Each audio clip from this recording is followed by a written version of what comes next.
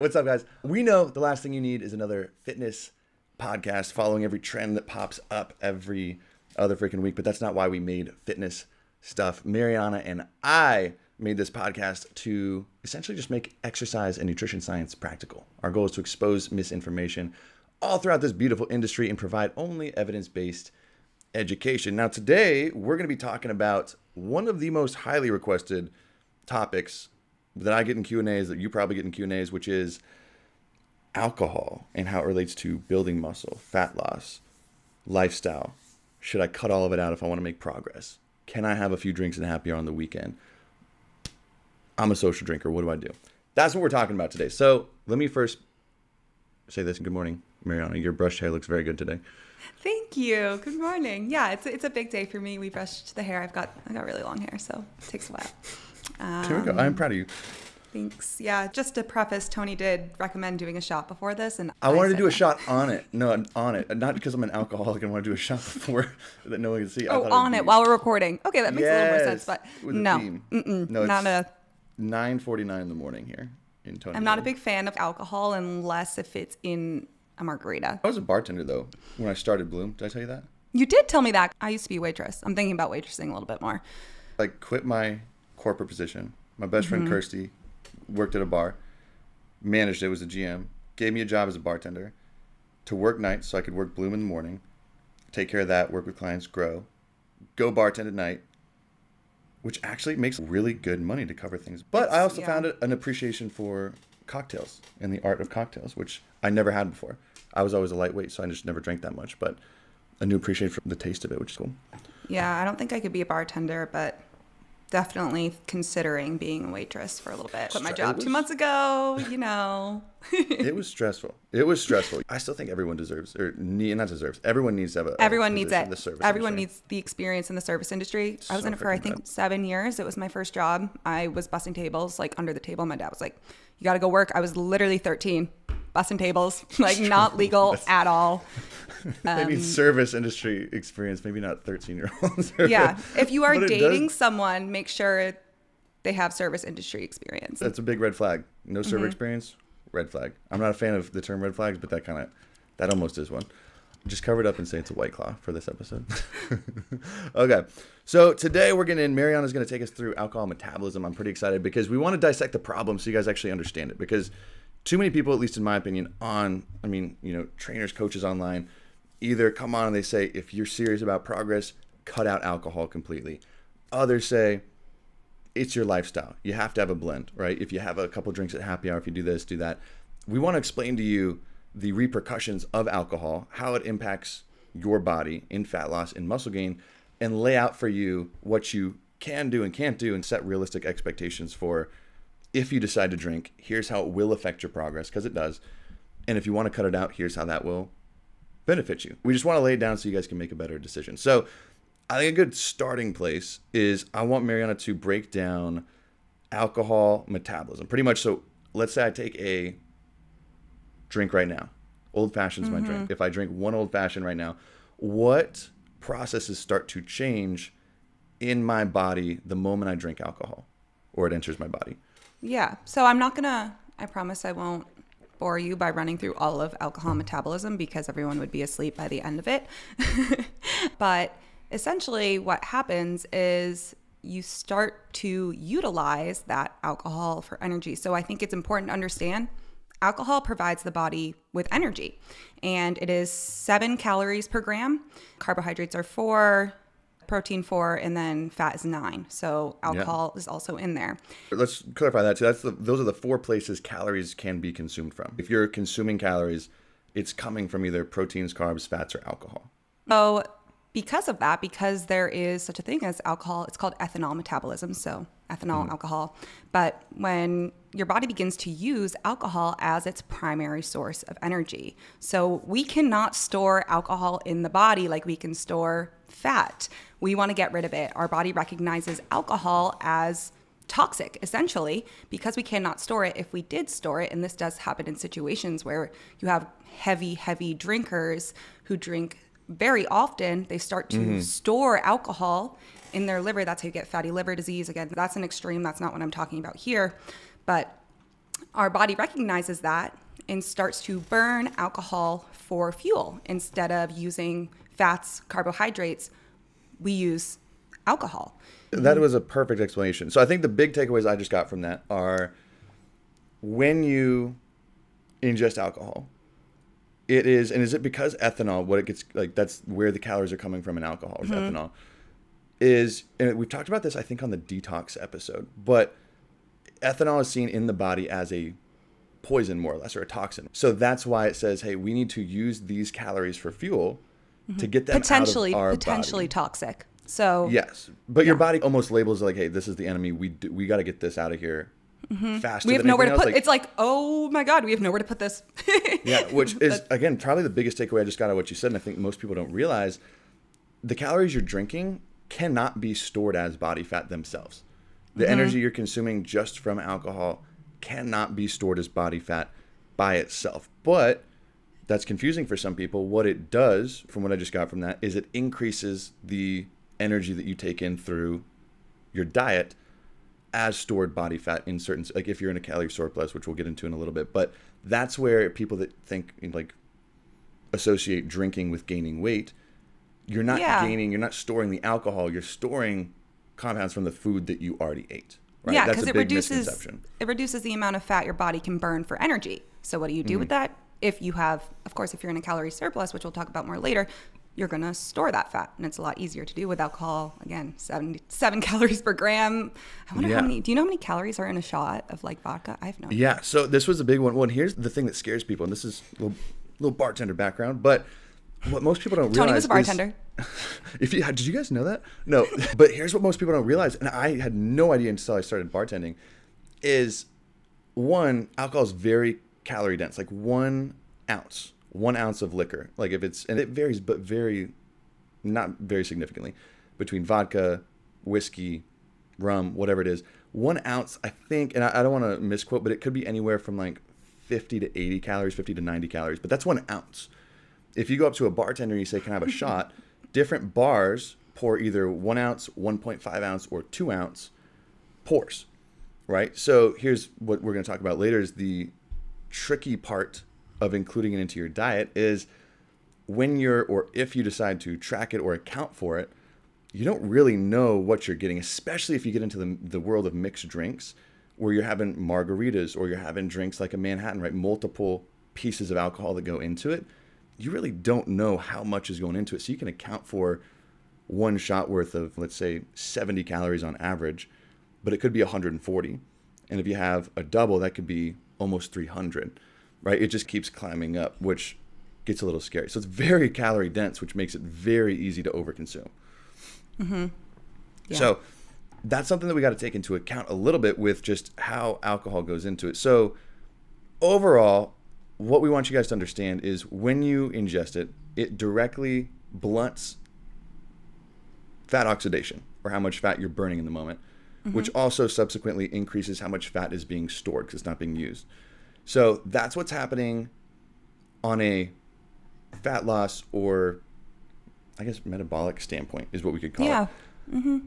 Right? So that's what it does. But we want to also dive into the secondary effects of what alcohol can do to you, because people are like, well, they hear that, like, well, so if I fit alcohol in my macros, I'm good to go. But sometimes that's easier said than done. Would you agree? Yeah, definitely. Because what would you say some of the secondary impacts of we were talking about this right before the show, right? Of alcohol, right? Sleep. Yes. I think the biggest one, and this is where you see a lot of issues with it hindering your progress in terms of whether or not you're trying to lose fat, build muscle, is it reduces your inhibitions. And that is with so many things, but we're specifically going to talk about in the context of food. What? No, I didn't see, when I was thinking lowers your inhibitions, I literally was thinking food, but like it does lower inhibitions towards a lot of different things. So I didn't even think about that part. Yeah, but keep going, yeah. We're talking specifically about food. You have your drunk glasses on. You never heard that expression? It's like oh, yeah. You see things and if you differently. Do you have a drunk name for yourself when you are under the influence? Like instead of Marianna, it's like, oh, who's that to play right now? No, I think I'm pretty similar, just a little bit more like rude. See, that rude self, that's what we got to come up with a name with. I feel like that part of me comes out to play like regularly, if you know me. So it's kind of just like me. Alcohol or not, it just explodes. But let's talk about lowering inhibitions towards. So that's one of them. I think another one that we talk about, and I want to dive deeper into that one.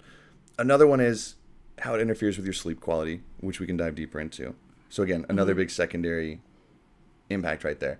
And I think outside of that, it also interferes, and this is, I guess, more directly with certain hormone function as well. So it's not just impacting how your body is using and storing fat. It has a few other consequences that come along with it. And I do want you to know too, like, we're going over some negative pieces of alcohol right now, but we are going to show you ways that you can fit it in depending on what your goal is. So I just want to make this like a hate paint on that. So lowering inhibitions, what does that mean for people that are kind of like, okay, well, I kind of understand what that means, but not really. When you drink alcohol, what does that mean when it lowers your inhibitions towards food? Yeah, I was just thinking about like that kind of thought in your head, that other person in your head that's like, maybe should I do this? I think about if you're like really just want to sit on a couch and eat a full bag of chips, which you really don't need, and you'd be able to maybe stop halfway through, versus if you are intoxicated, you're going to it's less likely that you're going to be able to stop yourself halfway through. You're going to eat the whole bag and look for more because you want something, you're craving it.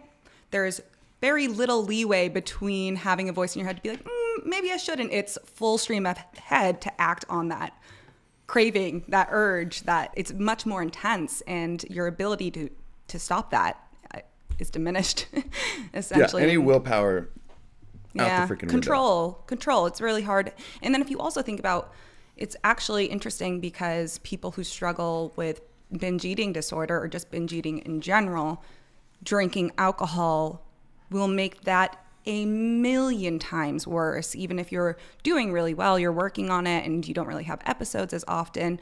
In the beginning stages, a lot of people, you drink alcohol, those cravings are so high. So thinking about that in the context of, okay, what am I working on? What do I know is like a common behavior that does not align with who I am, my values?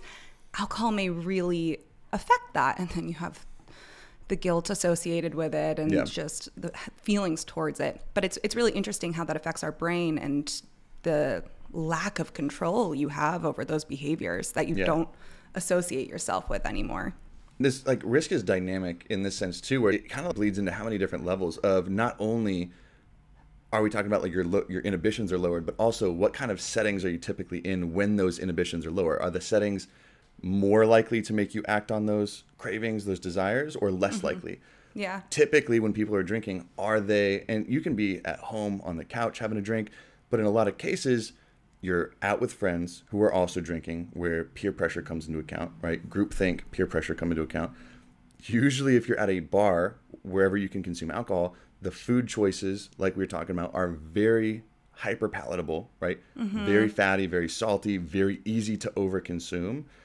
And it's not like you're at a bar and they're like, hey, would you guys like, which choice of salad with grilled chicken would you guys like with this? It's like, oh, do you want the like environment, the drinking environment. Yeah, would you want the pretzel dippers with queso, or would you want the double-decker wing nacho combo? Whatever. It's like you don't have the best choices. So not only does it lower your inhibitions, but the environment by itself is just setting you up to be challenging to begin with. Peer pressure, all those things at play, which is not impossible, because you can have strong willpower, motivation to turn down these things, to say no, to stick to one drink and not say no. But in my experience and with clients and myself, there's only so much of that where, especially maybe it's summer right now, more of those happenings come on. It's like you might be able to go out once or twice and do really, really good. But the more it happens, the more the odds tilt in the favor of it's not going to work into your favor that much. Yeah. And you also, I feel like there's also the side of, I'm not sure how many college listeners we may have, or people in their early mid-20s, but socially it can be very difficult, and you don't want to say no to things that you like, to hang out with your friends and meeting new people. And I really think about this in the context of college. It's really, you don't want to say no, you don't want to miss out on those things. So there's this tough balance, but then there's also the side of how I talk a lot about limbic friction on this podcast. I've mentioned it many times. And for those of you who don't know, limbic friction is almost the amount of barriers in front of getting you to do something that you want to do. And there can be a good amount of it. So say a barrier may be, all right, like I'm going to put my snacks in the back of the pantry. So there's that. A decent amount of limbic friction in between me and those snacks that I know I tend to overeat. Or I want to exercise. I'm going to lay all of my clothes out in the morning, reduce that limbic friction. I have them right here. I'm going to get up. That's limbic friction. When you think about drinking alcohol, the environment you're in, your reduced inhibitions, your lack of sleep, changing your hormones, increasing your cravings, you are reducing so much limbic friction that is a good amount. You need a good amount in order to achieve your goals. So it's just so easy to fall back into the habits that don't align with your values, what you're doing. It just makes it so much easier to conform to things that on an average day you wouldn't want to do. So that was a long little spiel, but I like to think about it that way because there are ways you can balance this. It's huge, especially like you said, because it applies to everyone, but especially if you have college experience, you realize that social pull of the vast majority of people you are used to hanging around, that you want to hang around.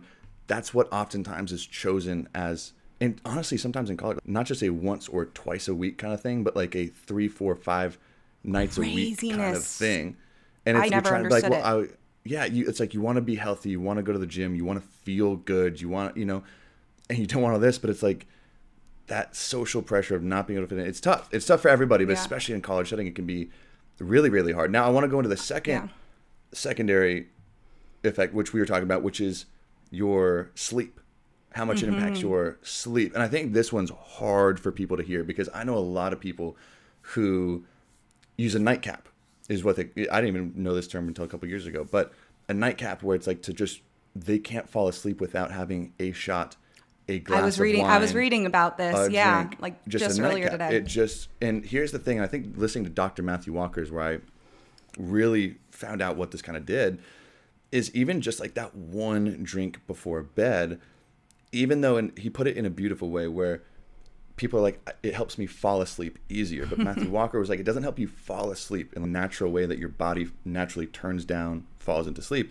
It helps sedate you quicker.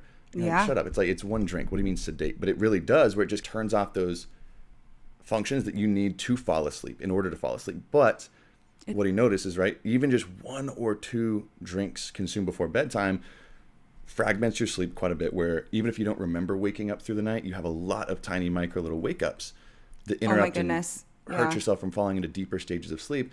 And while that alcohol is in your system, it almost completely inhibits your body to falling into REM sleep, which we know is very restorative for memory, emotions, and the mental side of thing. Yeah, and recovery pieces as well. If anyone has a Whoop band and they drink and they wear their Whoop, look at your recovery the next day. It is insane. Same thing with my Aura. I might have a date night with my girlfriend. I'll have like a glass of wine by the beach. And I'm like, it's a glass of wine on a Wednesday night. You don't even feel anything.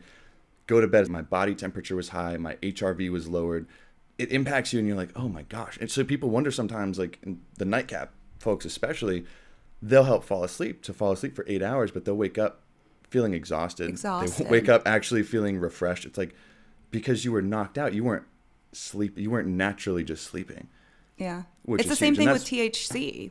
Like weed and smoking, you don't hit that REM sleep. So it really just affects you a lot the next day. Maybe that was controversial, but it's true. When I talk about this on social media is how alcohol impacts your sleep, is like, that's why weed's the best. Weed's the best. It's like, yeah, you pass out. Look at your actual sleep patterns after you use it to fall asleep. It's a crutch. It's a crutch in those situations. But one thing that we know is so important on is regulation of the endocrine function and your hormone function, which is massive, especially deep in REM stages of sleep, which those things inhibit your body into falling into. Like, for example, deep sleep is one of the only places where your body is really pulsing out larger amounts of growth hormone, which is so important for your bodily recovery, not even just your mind, but that's where your body recovers. So especially if you're training hard, but you're using this, we'll get into the effects of alcohol and muscle protein synthesis here in a minute, but it severely decreases your ability to fall into that deeper stage of sleep, and that's when your body recovers. REM is like a lot of mind, deep is a lot of body is the way I like to think of it, even though it obviously is not just black and white. But how I like to think of it is like that, which is a little troubling. So again, this is it sounds like a hate campaign on alcohol right now. But we just want to let you know what's happening to your body. Yeah.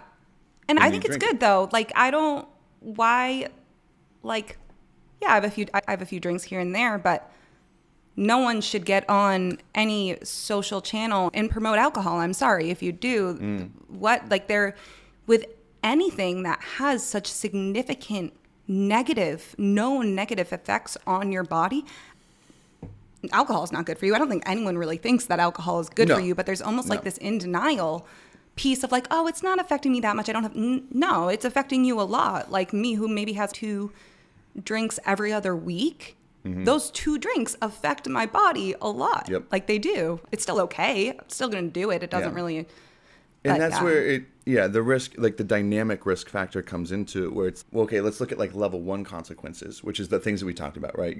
The impact on your sleep, on fat metabolism, on all these things, which are there. But I think I don't think people promote it, but it's almost like normalized. the group of people on social media who it's like, how dare you say anything is bad for me? Like that kind of group, right? You said I can't have pizza. No, we're not saying that. Same thing. We're not saying you can't have alcohol. Like you can squeeze it in, especially, and this is a big thing if I deal with clients where it is a regular part of their life. Maybe because they actually enjoy it. They actually really enjoy having some drinks. You can still have and incorporate smaller amounts and still make progress, but just know it is what's the term I'm thinking of? The more you have, the more negative it's going to impact you. Yeah. It's not a damage-free thing you can do. No. And there's also the part of, I was just telling Tony before this, like, I'm Sicilian. On your 13th birthday, you're allowed to have a glass of wine on Sundays at dinner, a glass of red wine.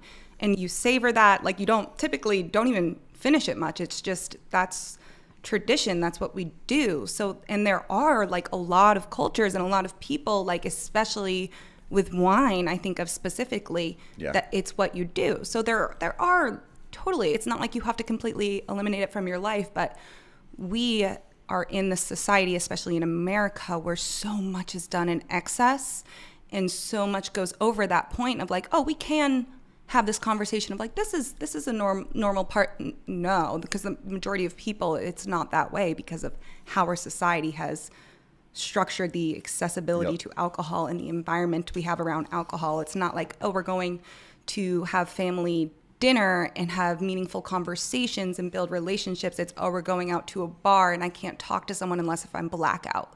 Yeah. Sorry, that was a rant. Honestly, well, no, it is, but and the quote I heard is, it's the only drug that you get peer pressured into doing. Yes. It's the only drug that you get peer pressured into doing. Which, again, not saying again, where this is a hate campaign. I have a couple of drinks a week. I'll have 1 or 2 drinks a week.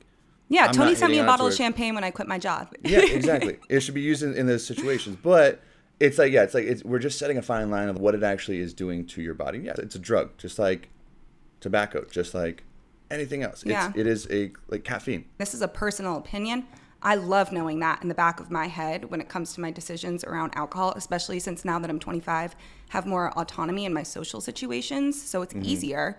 But oh, whoa, before I go to have a 3rd drink, I'm like, oh, well, actually, maybe you don't want to do that. And of course, it hasn't always been like that for me, but it's very helpful.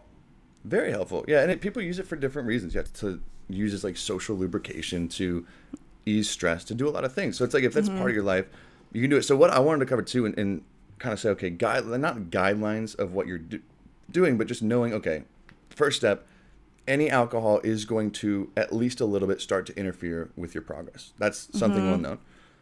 But like we're big components of, it's like you shouldn't make people just starting out, especially, you don't look at, okay, let me change 50% of my lifestyle, which you're going to end up failing and coming back to in the next week or 2.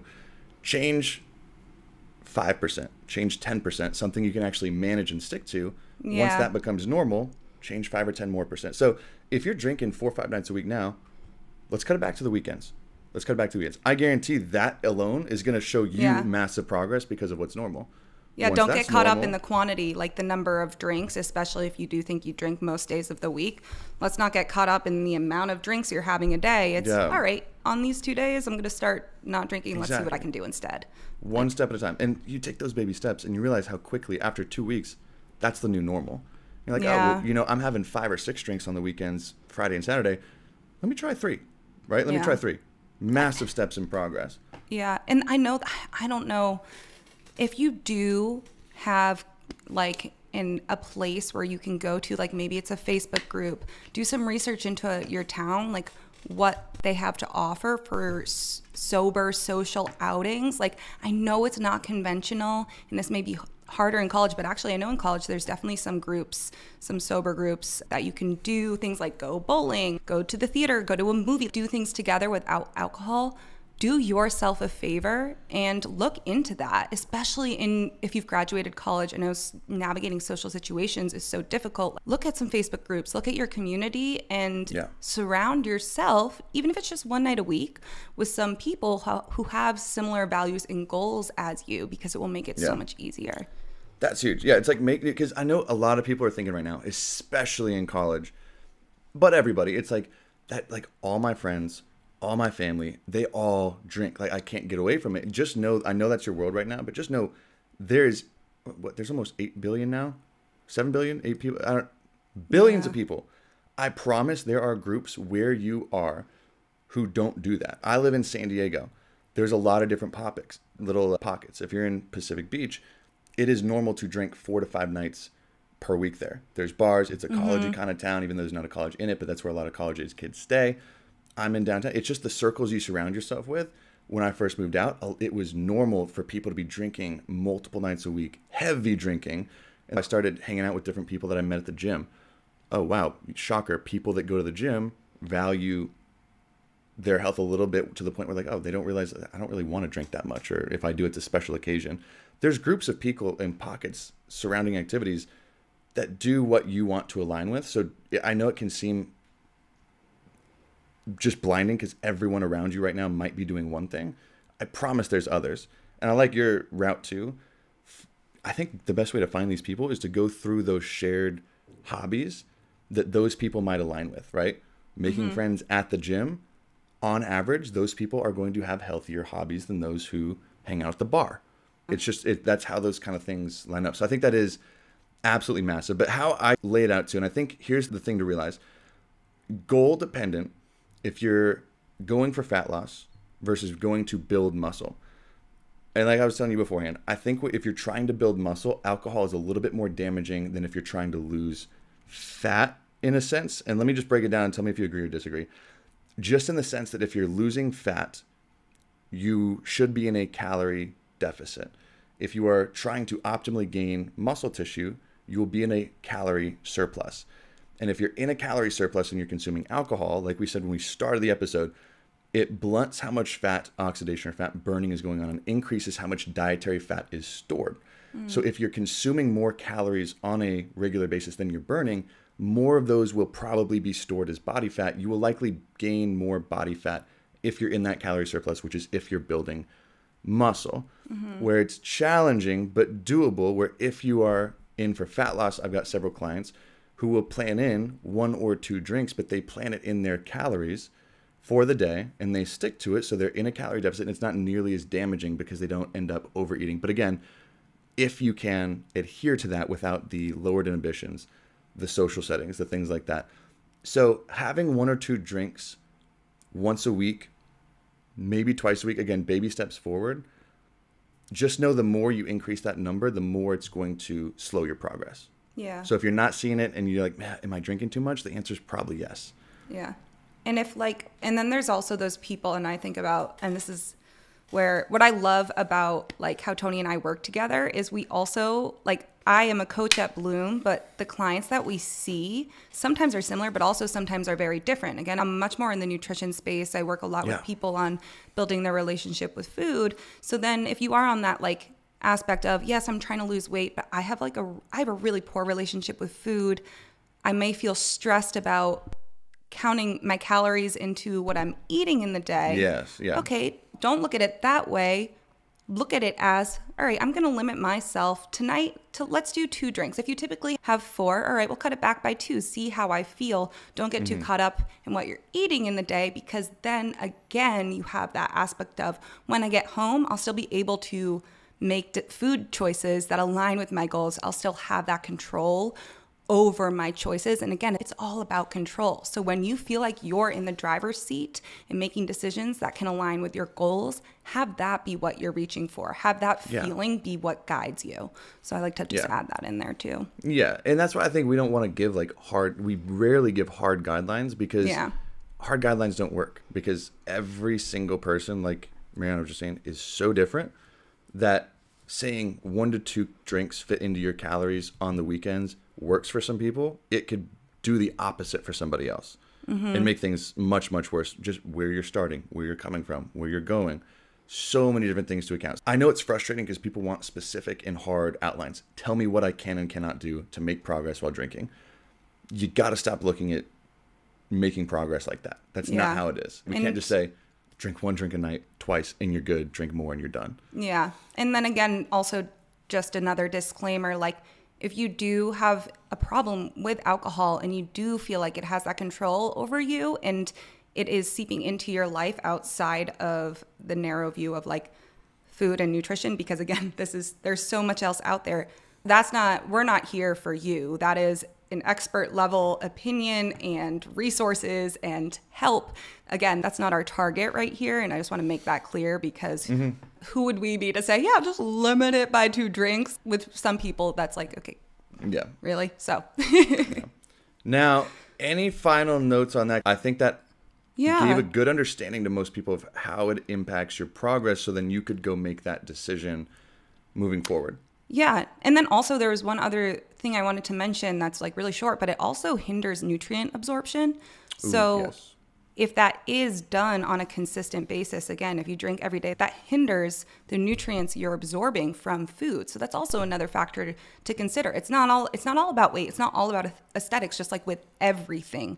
And when you can think about something like that may be not as like aesthetically like body driven, it's, oh crap, like I really care during the day about eating these nutritious foods and making sure I'm building my plate in a way that I meet all of my needs. And wow, like now I'm drinking and I'm not absorbing as many of these nutrients to make me feel my best. Dang, that kind of stinks. Like, so it's just another small piece. Big time. Which it comes, and it's like, I hope we can hopefully the understanding gives people a little bit more confidence in making their decisions and saying, you know what, like I choose, because it's people I think sometimes do pretend like it is a social thing, and I'm not gonna lie, I get peer pressured too. If I'm in a huge group of people and everyone's drinking and they just keep nailing you down, it's like, okay, like how many times can you do it until you do? Just give in. It's massive to understand. It's okay. Make your decision based on what you want, not based on what others want. If you want to, because I've got to the point in my life too where even if I have 2 drinks, I'm not going to wake up feeling refreshed. I'm going to feel like I wasted part of tomorrow. I'm going to feel bad, like low tomorrow. Anyway, like I just would rather, especially during weeknights, have anything else, not alcohol, water, whatever, diet, anything, and avoid alcohol just because I'm confident that I don't want to feel like that tomorrow. And I'm not going to let the fact that everybody else is okay with that. I'm like, no, because guess who's going to be there tomorrow when I have to get up early and work out and try and make progress, do the podcast, whatever it is. Like I'm going to be there. Yeah, I'm going to be there. I'm going to deal with the consequences, not the people around me who are going to want to do that. So I think it's like, okay, stand up for yourself in that sense of if you're going to feel like shit and you're going to be the only one there, you don't have to give in. And it's all connected, right? So again, it's going to be harder because it's not the norm, especially depending on the life stage you're at, to surround yourself with people who have similar values when it comes to alcohol in terms of maybe not drinking or not drinking in excess and doing something else. It's going to be uncomfortable at first, but you are going to feel so much more supported and connected in your relationships because you are surrounding yourself with people who have similar values to you. And one of the principles, we also talk about habits all the time. One of the principles that James Clear talks about all the time in his book, Atomic Habits, is your values and have to align with your goals and what you're doing every day. The people you surround yourself with regularly need to align with who you think you are as a person. And even if you don't feel like you are that person yet, surrounding yourself with people who are confident in who they are and being that person, whatever it may be, can help you get there. Your community and your environment is so important, and just doing a bit of extra research in terms of how you can surround yourself with people to make this drinking and alcohol experience better, like you're gonna realize how much it changes not only like yourself and how you feel and your progress, but your relationships. That's a huge one. So and then that's just a tangent in and of itself. How much happier you'll be when you start living like that. It's a lot of friction up front, super uncomfortable, but you'll be so much happier. But if you're like, screw that, like I actually really enjoy drinking, I just want to know what I can do. Cool. Yes, yeah. So that gives a damn good understanding. I'm a little cursy little butterfly this morning. I said 2. Am I rubbing off on you? No, you didn't say any. I don't think this word. I know, but I might be rubbing off on you. I gotta go meditate before our next session. No, you took care of it this time. If both of us were doing it, maybe. But you held your own. There we go. So let's do this too. If you have any follow-up questions on this, I think we're going to be putting more and more content, especially about this, onto our social media pages, right? fs.pod at Instagram, Twitter, YouTube is Fitness Stuff Podcast, right? Fitness Stuff for Normal People. The episode, you guys should know by now, will be available on all platforms as well, which we post through our bio, both Marianna, myself, and the page on there. So thank you guys so much for following us. I think the big thing that we want to cover too, I didn't even run this by you, but the best way, because I know a lot of people are asking like, oh my God, I love what you guys are doing. We really support you guys going deeper into this, spending the time on it. How can we support whatever? It's like, this is always going to be a free podcast. Always, always, and forever. Easiest way that you can support us right this second while you're even listening this is just go give it a 5-star rating on Spotify, on Apple, wherever you're listening to it. Give it a thumbs up on YouTube. That would help us out so much because it gets ranked, it gets introduced to more people, so we can get more opinions and continue to grow. So that would be always appreciated, because we already have an awesome review status as well. So we appreciate everyone who listens, and I don't think that goes understated. So thank you guys so much. Yeah. Awesome. Perfectly said. Nothing else. Super grateful for you guys, and just want to continue to grow and reach as many people as we can. Go have a beautiful day. If you do go have a drink, make sure you at least tip your bartender well. And have a beautiful night. We love you, as always. Be safe.